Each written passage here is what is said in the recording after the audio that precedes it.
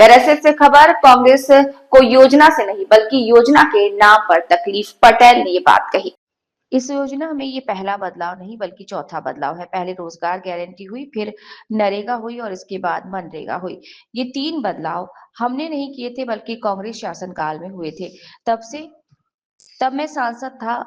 अब जब हमने इसको बेहतर बनाने के लिए इसमें जो कमियां थी उन्हें हटाकर नई चीजें जोड़ने की कर जीराम जी नाम दिया तो कांग्रेस को तकलीफ हो रही है। असल ये तकलीफ योजना से नहीं बल्कि जी राम जी के नाम के कारण हो रही है। ये बात पंचायत और ग्रामीण विकास मंत्री प्रहलाद पटेल ने रविवार को जनपद पंचायत परिसर बैरसिया में आयोजित बीवी रामजी संगोष्ठी कार्यक्रम में कही। उन्होंने कहा कि इस योजना से ग्राम पंचायत की विकास की रफ्तार बढ़ेगी। इस रफ्तार को बढ़ाने का काम सरपंचों को करना है। जीराम जी में राज्य का अंश 40% होने से अब रोजगार सहायकों को वेतन समय पर मिलना शुरू हो जाएगा। इसके साथ ही अब रोजगार सहायकों का वेतन बढ़ने का प्रावधान भी इस बजट में आ जाएगा। उन्होंने कहा कि हम पंचायतों में राशि देने में कोई कंजूसी नहीं करते। आप पहले जो राशि उसे खर्च करें और योजना बनाकर लाएं।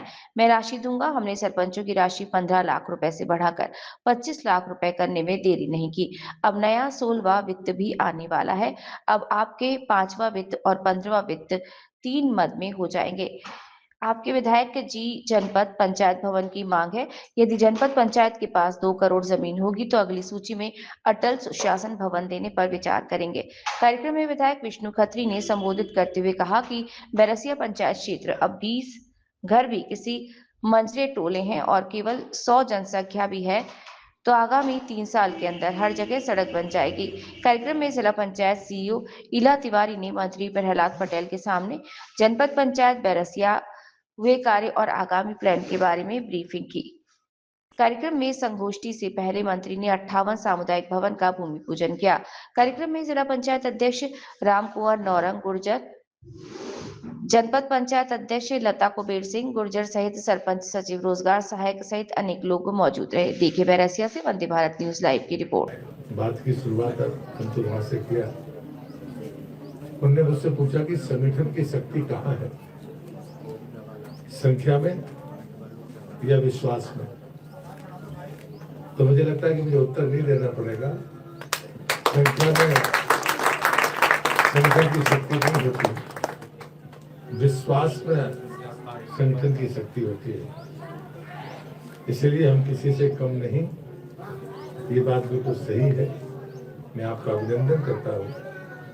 अब मैं चाहता हूँ कि जिन बच्चों ने इतना कुशलता के साथ ये प्रदर्शन किया है, बिना संकोच जमकर ताली बजाकर हमें बच्चों का अभिनंदन करें।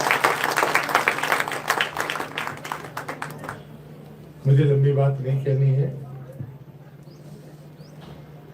एक बार जब मैं पढ़ता था तो मेरे मन में ये बात प्रश्न होता था, इस नैतिक अवमूल्यन का दोषी कौन है। बहुत जगह पर गया, लेकिन बाद में एक परिभाषा जो मिली उससे मुझे लगता है कि हम सबका मन में जो भ्रम है वो दूर हो सकता है। नैतिकता बड़ी चीज नहीं है जिसका पतन होते देखते हम दुखी हैं। नैतिकता समाज की व्यवस्था है, व्यक्ति की व्यवस्था तो सदाचार है, और जो आत्मा की व्यवस्था है वो मोक्ष है। लेकिन यदि सदाचारी व्यक्ति है तो वो नैतिक रहेगा, इसकी गारंटी है। लेकिन नैतिक व्यक्ति सदाचारी होगा, इसकी गारंटी नहीं है। क्योंकि जो हम सार्वजनिक जीवन में प्रदर्शन करते हैं, बड़ों का सम्मान करना, मंदिर जाना, पठन पाठन करना, सरकार के नियमों का पालन करके बाएं चलना, अन्य जितने भी नियम है जिनका हम पालन करते हैं, ये नैतिकता है। लेकिन वह नैतिक व्यक्ति अपने जीवन में सदाचारी होगा, इसकी गारंटी नहीं है। मैं बहुत अच्छा बोलता हूँ, लेकिन इसका ये मतलब नहीं है कि मैं भीतर से ठीक हूँ। भीतर से ठीक होने के लिए स्वयं का सदाचारी होना जरूरी है, संस्कारवान होना जरूरी है। और फिर मुझे लगता है कि यहाँ पर वास्तव में यही शिक्षा है और यही जब आचरण के साथ, संस्कार के साथ होती है तो यही शिक्षा फलीभूत होती है। एक होता है कौशल जो जीव को उपार्जन के लिए होता है, एक वो कौशल होता है कि हम किसी दुखी, आपदा में ग्रस्त, हमसे पूर्णतः अपरिचित व्यक्ति के प्रति यदि कोई संकट या अन्याय हम देखते हैं तो हमारा कौशल उसे बचाने में लग जाता है। इसे धर्म कहते हैं। और इसलिए मुझे लगता है कि हम जो यहाँ शिक्षा प्राप्त करने वाले हमारे बच्चे हैं तो निश्चित रूप से शारीरिक रूप से सफल होंगे, चारित्रिक रूप से सफल होंगे, नीति और संस्कार की दृष्टि से सफल होंगे तो उसका अंतिम परिणाम भी सुखद और अच्छा होगा। ये धर्म के रक्षक होंगे।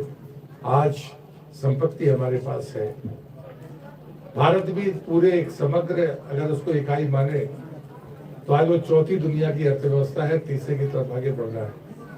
पैसे में हम कम नहीं है, लेकिन जो चुनौती है हमारे सामने, जो हमारी पहचान है, जिसके लिए भारत जाना जाता है, वो हमारा संस्कृति, हमारा संस्कार और हमारी सनातन और प्राचीन व्यवस्थाएं, जैसे हम धर्म के रूप में स्वीकार करते हैं, उसमें ह्रास दिखना, उसमें ह्रास जो दिखता है, इसकी रक्षा करने वाले वो तमाम लोग, वो कितने भी छोटे आकार में शुरू हों, मैं उनका हृदय से अभिनंदन करता हूँ, उन्हें शुभकामनाएं देता हूँ।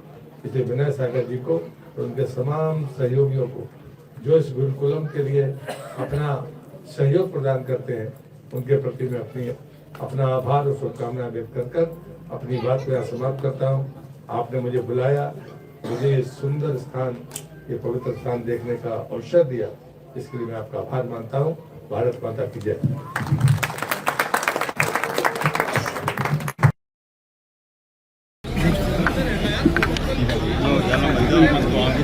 आज भी बैरसिया जनपद में जी राम जी की कार्यशाला संपन्न हुई है।